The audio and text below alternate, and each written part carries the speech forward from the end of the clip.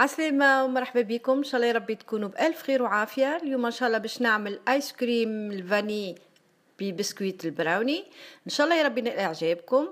باش نبدا على بركة الله. عندي 500 مليلتر من الكريمة السائلة، 270 مليلتر من الحليب المكثف، وساشي فاني.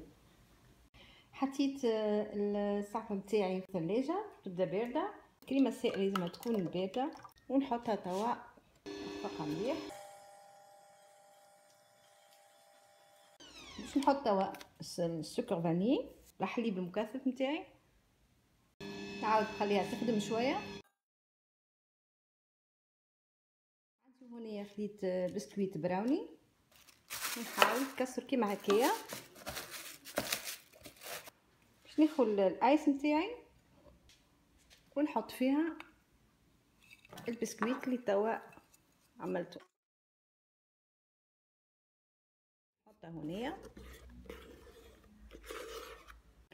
باش نحطو توا في الفريزر اقل شيء 6 سوايع وبعدين نستعملو. عندي هوني شويه شوكولاته سائله، باش ناخذ شويه منها ونحطو في قاع الكوب. باش ناخذ الايس تاعي ونحطو هوني.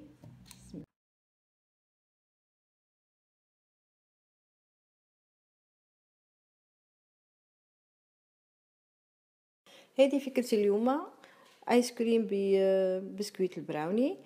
نتمنى يا ربي نال اعجابكم. بقيكم بألف خير وفي امان الله.